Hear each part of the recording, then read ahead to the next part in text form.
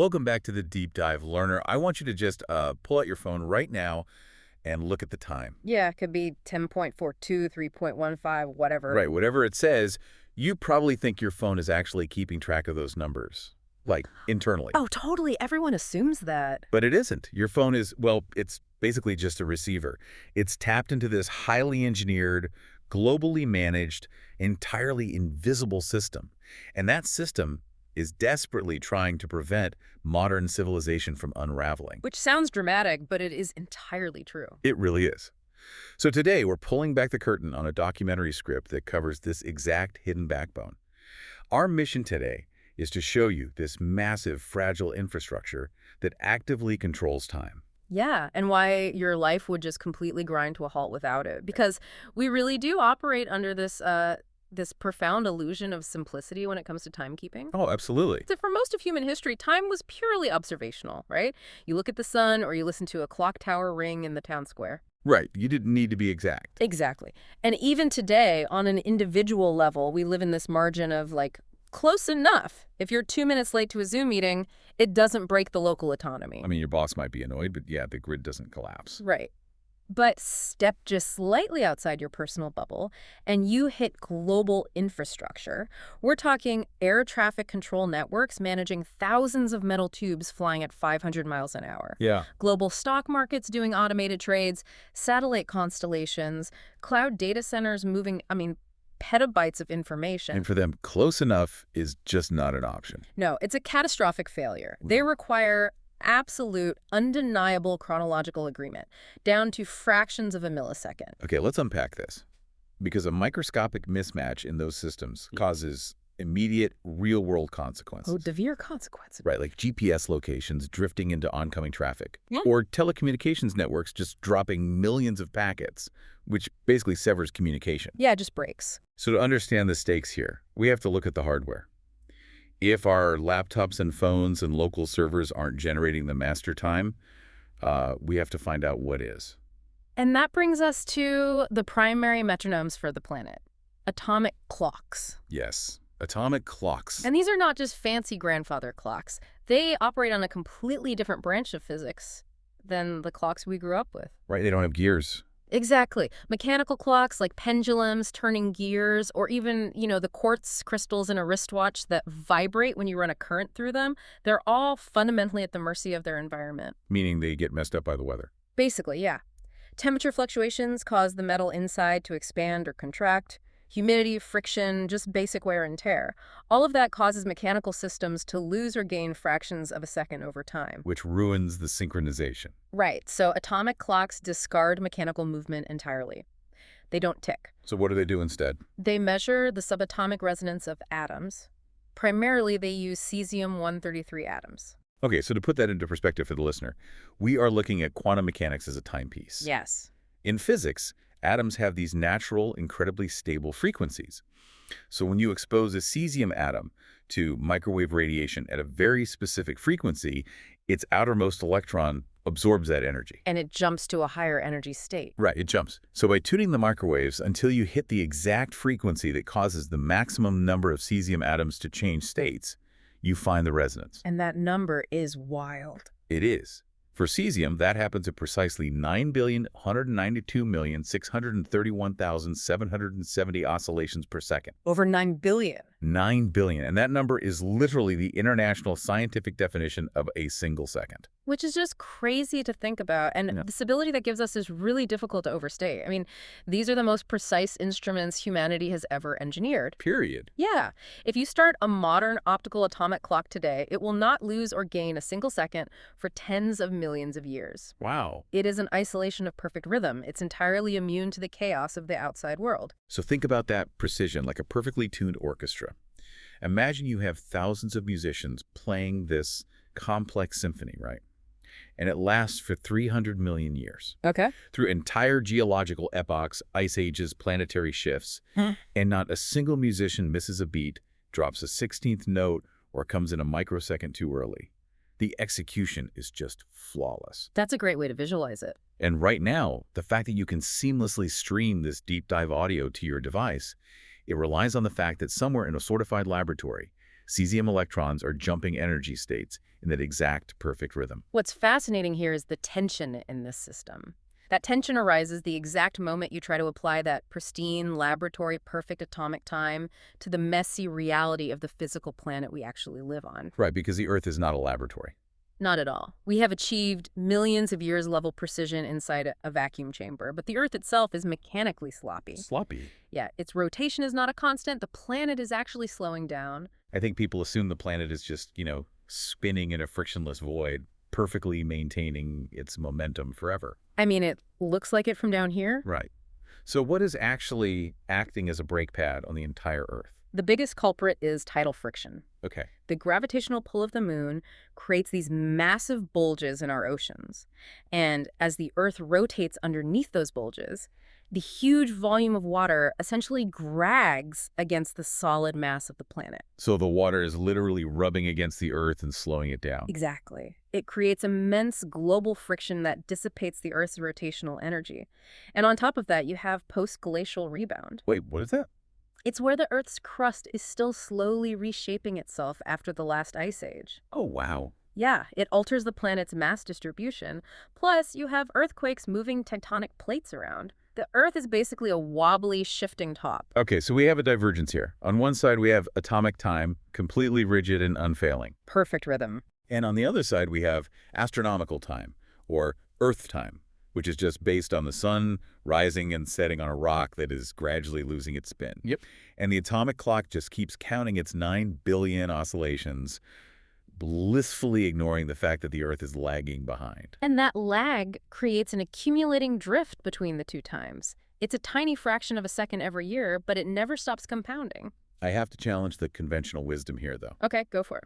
If the atomic clocks are the absolute pinnacle of human engineering, and the Earth is this unpredictable, wobbly mess, why are we tethering our perfect technology to an imperfect rock? It's a fair question. I mean, let the cesium atoms dictate what time it is. If astronomical noon slowly drifts over thousands of years until the sun is rising a little later, why does that matter? Just decouple the digital world from the physical planet and let the machines run the show. A total decoupling sounds way cleaner from an engineering perspective. But human civilization is fundamentally solar-powered. What do you mean? Well, if you play that drift out over centuries and millennia without correcting it, the disconnect becomes really severe. Eventually, your perfect atomic clock would read 12:00 p.m. and the sky would be pitch black. Oh, right. Yeah, agriculture, human circadian rhythms, seasonal tracking society itself is bound to the day-night cycle. We cannot allow our chronological system to just divorce itself from the reality of the sky. We refuse to live in the dark just to satisfy a math equation. Exactly. So that refusal forces us into a very strange compromise. We built perfect machines, but we force them to accommodate the flawed Earth. We do. And to manage this, international timekeeping organizations, specifically the International Earth Rotation and Reference System Service, they constantly monitor the Earth's rotation using radio telescopes. They're always watching that drift. Right. They measure the gap between atomic time and astronomical time, and when that gap approaches 0.9 seconds, they intervene to sync them back up. Right. They execute a manual correction to global time. They insert a leap second. A leap second. Now, it sounds simple enough. I mean, we add a day for leap year, so adding a second shouldn't be a big deal. You'd think. But a leap second manifests in digital systems as this crazy structural anomaly. When you look at a digital clock during a normal minute, you see 23.59.58, then 23.59.59, and then it rolls over to midnight, 0.000000. Standard chronology. But during the insertion of a leap second, that digital clock hits 23.59.59, and then it goes to 23.59.60. It's a ghost moment. It essentially freezes time for one full rotation before allowing midnight to happen. It introduces a second that, according to the foundational rules of how computers format time, just shouldn't exist. No, it shouldn't. 60 seconds is supposed to trigger a new minute. Instead, you have this hanging 60 floating in the data. Now, I want you to imagine what happens to millions of synchronized computers when a fake second is suddenly injected into their programming. They don't like it. They hate it. Feeding a physically impossible number into a rigid logic machine like a server doesn't just confuse it, it breaks the core programming. because they're not built for it. Right. Most computer systems run on POCX time, which operates under the strict assumption that every single day has exactly 86,400 seconds. No exceptions. No exceptions. There is no mathematical variable in that foundational code for an 86,401st second. So when that 60 hits, systems panic. What to do? Well, some pause to wait for reality to catch up, some try to repeat the 59th second, and many just throw a fatal error and crash. Here's where it gets really interesting, because we saw the catastrophic reality of this during the 2012 leap second insertion. Oh, that was a mess. That hanging 60th second literally took down massive sections of the internet. Reddit, Gawker, Mozilla, major airline booking systems, they all crashed. Entirely because of 1 second. Yeah. The Linux operating system kernel basically got trapped in an infinite loop. It was utilizing 100% of its CPU power just trying to figure out what time it was until the servers literally melted down and shut off. A single fabricated second triggered a domino effect of global outages. That 2012 event highlighted just how dangerously intertwined our physical infrastructure is with our timekeeping. And it goes far beyond websites crashing. Consider GPS navigation. Okay, yeah. We tend to think of GPS as a mapping technology, but it is actually a system of incredibly precise timekeeping. Wait, really? Yeah, the GPS satellites orbiting the Earth right now aren't sending down maps. They carry multiple atomic clocks on board, and they are continuously broadcasting timing signals down to the surface, announcing exactly what time the signal left the satellite. Okay, so to understand how your phone turns that timing signal into a location, imagine standing in a pitch-black room. Right. If one person yells your name, you know roughly how far away they are based on the volume, but not your exact spot. Right, you just have a general direction. But if 3 people yell from different corners of the room at the exact same time, you can triangulate your exact physical position based on the microscopic delays in when each voice hits your ears. And your phone is doing that exact same thing with light-speed radio signals from space. It calculates the time difference between when the signal left the satellite and when your phone's antenna received it. And since those signals are traveling at the speed of light, roughly 300 million meters per second, the math requires staggering precision. I can imagine. A 1 microsecond timing error, which is just 1/1,000,000th of a second of disagreement between the satellite's clock and your phone's time synchronization, Yeah. that translates to a physical location error of about 300 meters on the ground. Wow. A millisecond error drops you in a completely different zip code. That is insane. The entire concept of geolocation is literally just math layered over absolute synchronized time. And you take that same requirement for absolute precision and apply it to global finance, and the stakes get even higher. High-frequency trading firms, they operate in microseconds. Oh, absolutely. They use algorithmic models to execute thousands of transactions before a human trader can even blink. And European financial regulations like MiFID II, they legally mandate that trading venues synchronize their business clocks to within microseconds of coordinated universal time. Because the regulatory demand for precision is entirely about maintaining causality and order. Causality, like cause and effect. Exactly. In a high-frequency environment, if trader A submits an order to buy a stock, and a microsecond later trader B submits an order for the exact same stock, the exchange has to know definitively who was first. Someone has to win. Right. The system relies on an unquestionable sequential cryptographic ledger. If the internal clocks between different banking servers drift, the transaction order fractures. So it might log the second person first. Yes.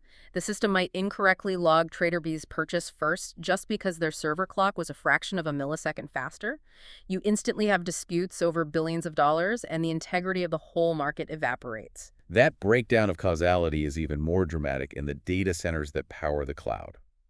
Think about modern distributed databases. You have instances of servers constantly replicating data across geographic nodes to balance user load. Like one in the US, one in Europe? Exactly.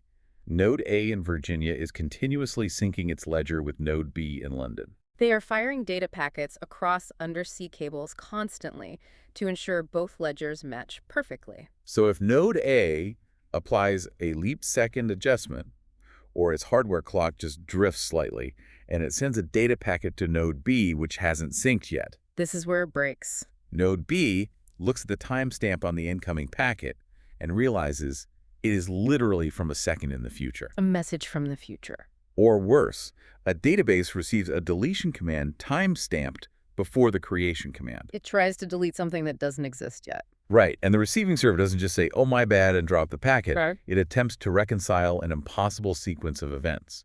That puts the database into a logic loop that devours computing power until it completely stalls.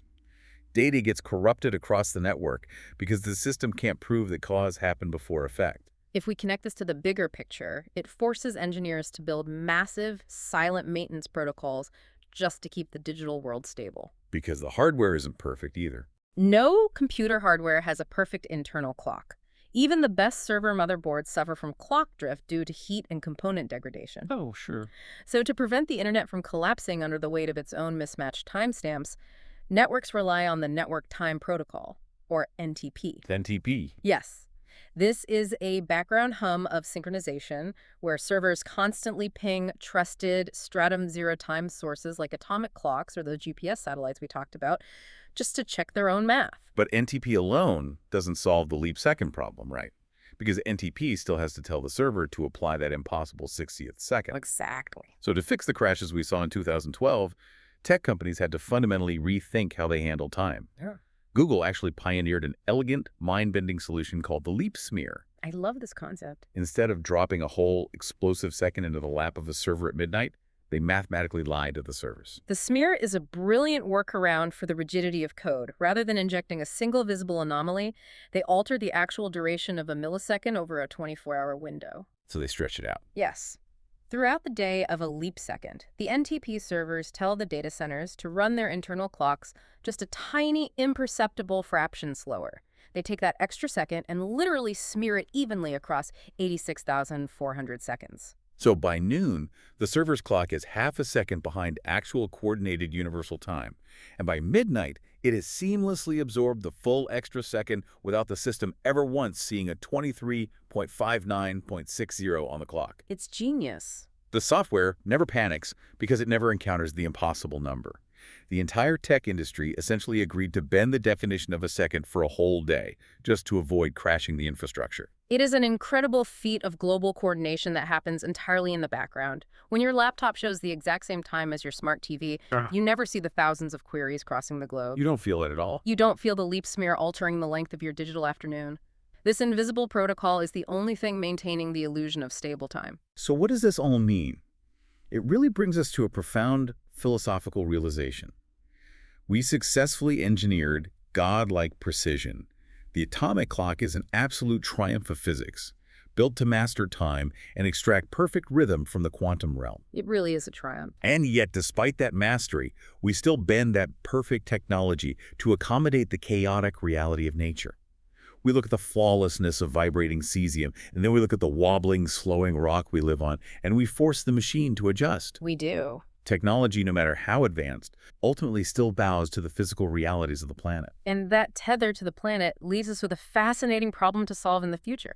Because this entire sprawling infrastructure, the NTP protocols, the leap smearing, the atomic adjustments, it's entirely based on matching perfect clocks to Earth's specific rotation. Right. Our master chronology is geographically locked. So what happens to our concept of time when humanity expands beyond this single planet? If we establish colonies on Mars, or research outposts on moons that have completely different orbital speeds and rotational periods, chronological synchronization fractures. Because they're on a different rock. Exactly. How do you maintain an interplanetary stock market or a synced database across the solar system when your definition of a day, a year, and a leap second no longer apply to half your civilization? The perfect atomic machines will keep ticking, but our shared reality of time will be fundamentally broken. The idea of a distributed database trying to reconcile causality across two different planetary rotations is staggering. A leap smear won't save you when you don't even share the same sun. No, it won't. So, learner, the next time you pull your phone out of your pocket and casually check the time, remember what you were actually holding. You aren't just looking at a number. You are tapping into a network of vibrating atoms, speeding satellites, and silent data centers, all working furiously to hide the wobbles of the Earth. You are holding the ultimate illusion of simplicity, perfectly maintained by the most complex system humanity has ever built.